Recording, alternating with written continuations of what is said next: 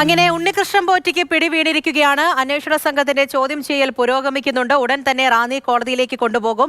ഈ സ്വർണ്ണക്കൊള്ളയിൽ ദേവസ്വം ഉദ്യോഗസ്ഥരെ കുരുക്കി ഉണ്ണികൃഷ്ണൻ പോറ്റിയുടെ മൊഴി എത്തുകയാണ്.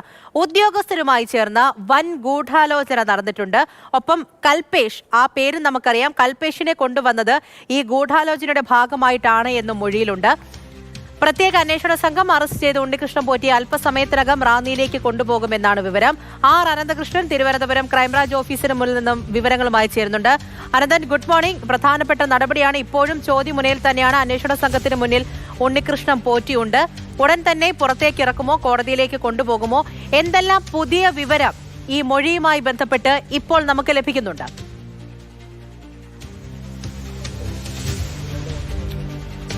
പൂജ, ഉണ്ണികൃഷ്ണൻ പോറ്റി അറസ്റ്റിലായിരിക്കുന്നു. ഉണ്ണികൃഷ്ണൻ പോറ്റി ഇനി അടുത്ത നടപടി ഉണ്ണികൃഷ്ണൻ പോറ്റിയെ റാന്നി കോടതിയിൽ ഹാജരാക്കുക എന്നുള്ളതാണ്. ഇഞ്ചക്കലിലെ ഈ ക്രൈംബ്രാഞ്ച് ഓഫീസിലാണ് ഉണ്ണികൃഷ്ണൻ പോറ്റി ഇപ്പോഴും ഉള്ളത്. അവിടെ ഉണ്ണികൃഷ്ണൻ പോറ്റിയുടെ ബന്ധുക്കൾ, സഹോദരി ഭർത്താവും ഒപ്പം തന്നെ ഭാര്യയും വന്നിരുന്നു. അവർ ഉണ്ണികൃഷ്ണൻ പോറ്റിയുടെ ബാഗൊക്കെ ഉദ്യോഗസ്ഥർക്ക് കൈമാറിയിട്ടുണ്ട്.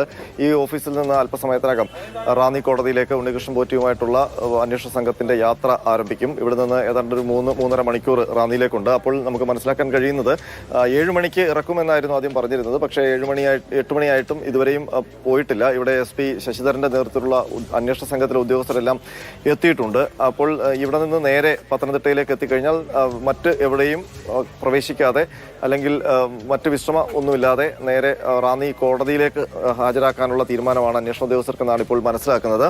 ഏതായാലും നിർണായകമായ ഒരു മൊഴിയാണ് ഉണ്ണികൃഷ്ണൻ പോറ്റിയിൽ നിന്ന് ഈ ഘട്ടത്തിൽ അന്വേഷണ സംഘത്തിന് ലഭിച്ചിരിക്കുന്നത്. നേരത്തെ പൂജ സൂചിപ്പിച്ചതുപോലെ ഇന്നലെ ഉച്ചയ്ക്ക് കസ്റ്റഡിയിലെടുത്തതാണ്. മണിക്കൂറുകൾ വിശദമായ ചോദ്യം ചെയ്യലുണ്ടായിരുന്നു. പുലർച്ചെ 3 മണിക്കാണ് അറസ്റ്റ് രേഖപ്പെടുത്തിയത്. 4 മണിയോടെ വൈദ്യപരിശോധനയൊക്കെ പൂർത്തിയാക്കി. ഇനി കോടതിയിൽ ഹാജരാക്കേണ്ട നടപടിയേ ഉള്ളൂ. ഉണ്ണികൃഷ്ണൻ പോറ്റിയുടെ മൊഴിയുടെ പ്രശ്നം എന്ന് പറയുന്നത് അത് ലക്ഷ്യമിടുന്നത് ദേവസ്വം ഉദ്യോഗസ്ഥരെയാണ്.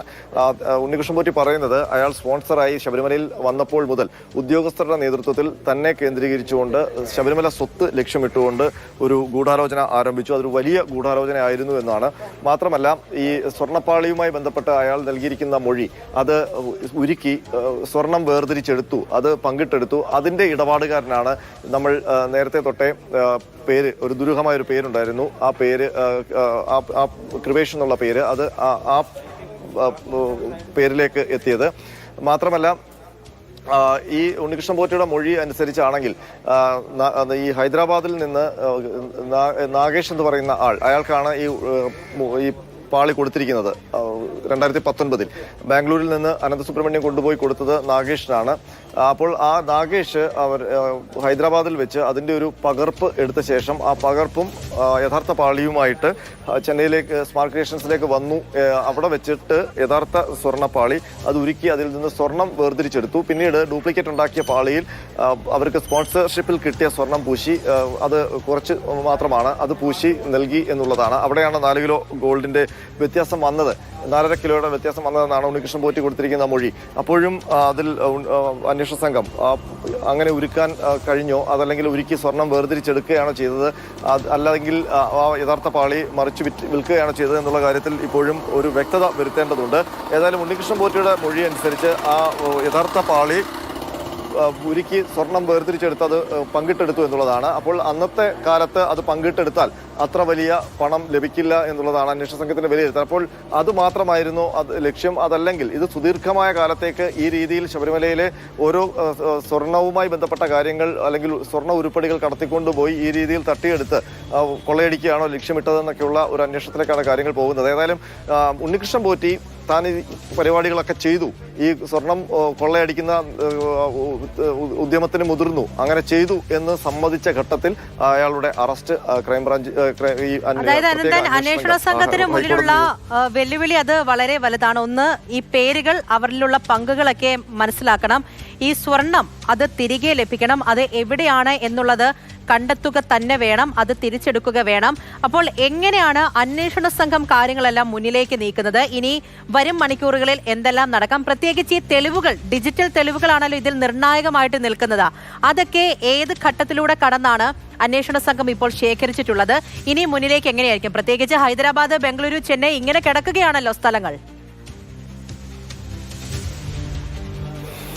പൂജ ഇതിനകത്ത് അന്വേഷണത്തിന്റെ ഒരു ഘട്ടത്തിലേക്ക് എത്തിയതേ ഉള്ളൂ. ഒരാഴ്ചയാണ് ഇപ്പോൾ അന്വേഷണം ആരംഭിച്ചിട്ട് ഒരാഴ്ച പിന്നിട്ടു. അപ്പോഴേക്കും ഉണ്ണികൃഷ്ണൻ പോറ്റിയെ അവർ അറസ്റ്റ് രേഖപ്പെടുത്തി. ഇനി ഇപ്പോൾ തന്നെ പ്രതിപട്ടികയിൽ ഏതാണ്ട് 10-ലധികം ദേവസ്വം ഉദ്യോഗസ്ഥരും ഒപ്പം തന്നെ രണ്ട് കേസാണ് ഇതിലുള്ളത്. 2 കേസിൽ ഉണ്ണികൃഷ്ണൻ പോറ്റിയുടെ അറസ്റ്റ് രേഖപ്പെടുത്തിയിട്ടുണ്ട്. അതിൽ ഒരു കേസിൽ, രണ്ടാമത്തെ കേസിൽ 2019 ദേവസ്വം ബോർഡ് അപ്പാടെയാണ് പ്രതിയായിട്ടുള്ളത്. അപ്പോൾ ഇനിയിപ്പോൾ ഉണ്ണികൃഷ്ണൻ പോറ്റി ഇന്ന് ഹാജരാക്കിയാൽ ഇന്ന് തന്നെ കസ്റ്റഡി അപേക്ഷ നൽകുമെന്നാണ് ഉദ്യോഗസ്ഥർ പറഞ്ഞത്. ഒരുപക്ഷെ ഇന്ന് കസ്റ്റഡിയിൽ ലഭിക്കണമെന്നില്ല. ജുഡീഷ്യൽ കസ്റ്റഡിയിൽ വിട്ടിട്ട് നാളെയോ മറ്റന്നാളോ കസ്റ്റഡി അപേക്ഷ പരിഗണിച്ചുകൊണ്ട്, മറ്റന്നാൾ ഞായറാഴ്ചയാണ്, അപ്പോൾ ചിലപ്പോൾ നാളെ കസ്റ്റഡി അപേക്ഷ പരിഗണിച്ച് നാളെ ഒരുപക്ഷെ കൂടുതൽ വാദം കേട്ട ശേഷം കസ്റ്റഡിയിൽ വിടാനാണ് സാധ്യത. ഇന്നിപ്പോൾ ഉണ്ണികൃഷ്ണൻ പോറ്റി ഹാജരാക്കുമ്പോൾ തന്നെ അദ്ദേഹത്തിന്റെ അഭിഭാഷകർ ജാമ്യാപേക്ഷ സമർപ്പിക്കുമെന്ന് അറിയിച്ചിട്ടുണ്ട്. മാത്രമല്ല ഈ കസ്റ്റഡിയിൽ എടുത്തതിലൊക്കെ അവർ പോരായ്മ കാണുന്നുണ്ട്. ആ പോരായ്മകൾ കോടതിയിൽ ഉന്നയിക്കാനാണ് അവരുടെ തീരുമാനം.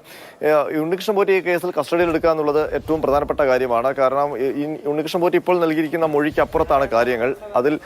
അതിൽ ഇപ്പോൾ നൽകിയിരിക്കുന്ന മൊഴി പ്രകാരം ദേവസ്വം ബോർഡിലെ ആൾക്കാർക്ക് ഇതിൽ വലിയ ഗൂഢാലോചനയിൽ പങ്കുണ്ടെന്നാണ്. അപ്പോൾ അത് ആരൊക്കെയാണ്? അതിപ്പോൾ ഈ പ്രതിപട്ടികയിൽ ചേർത്തിരിക്കുന്ന ഉദ്യോഗസ്ഥർ, മുരാരി ബാബു അടക്കമുള്ള ഉദ്യോഗസ്ഥർ മാത്രമാണോ? അതിന് മുകളിലേക്ക് വലിയ വലിയ പേരുകൾ അയാൾ പറഞ്ഞിട്ടുണ്ടോ എന്നുള്ള കാര്യം സംശയമുണ്ട്. അക്കാര്യത്തിൽ വ്യക്തതയില്ല. അപ്പോൾ അങ്ങനെയാണെങ്കിൽ ദേവസ്വം ബോർഡിലുള്ള ആൾക്കാർ, പ്രധാന വ്യക്തികൾ, അവർക്കൊക്കെ ഇതിൽ പങ്കുണ്ട്.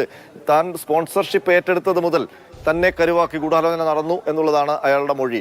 അപ്പോൾ അങ്ങനെ കരുവാക്കി ഗൂഢാലോചന നടത്തുന്നവരുടെ ലക്ഷ്യം, അപ്പോൾ ഇയാൾ പ്രതിസ്ഥാനത്ത് മാത്രമല്ല, തന്നെ ആയുധമാക്കുന്ന അല്ലെങ്കിൽ കൊള്ളയ്ക്ക് നേതൃത്വം നൽകിയതിലെ പ്രധാന സ്ഥാനത്ത് ദേവസ്വം ബോർഡിനെ കൊണ്ടുവരികയാണ് അയാളുടെ മൊഴിയിലൂടെ ചെയ്യുന്നത്.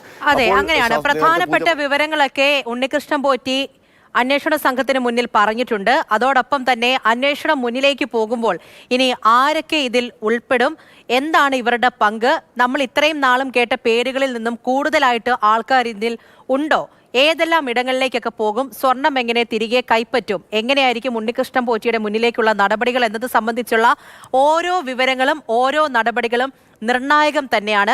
ഏറ്റവും പ്രധാനപ്പെട്ട ഒരാളാണ് അന്വേഷണ സംഘത്തിന് മുന്നിൽ ഇപ്പോഴുള്ളത്. 2 കേസുകളാണ് രജിസ്റ്റർ ചെയ്തിരിക്കുന്നത്. അതിലെ പ്രധാനപ്പെട്ട 1-ാം പ്രതി ഉണ്ണികൃഷ്ണൻ പോറ്റിയെ ചോദ്യം ചെയ്തുകൊണ്ടിരിക്കുകയാണ്. ഉടൻ തന്നെ റാന്നി കോടതിയിലേക്ക് കൊണ്ടുപോകാൻ വേണ്ടി തിരുവനന്തപുരം ക്രൈംബ്രാഞ്ച് ഓഫീസിൽ നിന്നും ഇറക്കുന്നതായിരിക്കും. ആർ അനന്തകൃഷ്ണനാണ് ഈ മണിക്കൂറിൽ ആ വാർത്തയുടെ വിശദാംശങ്ങൾ നമ്മൾക്ക് നൽകിയത്.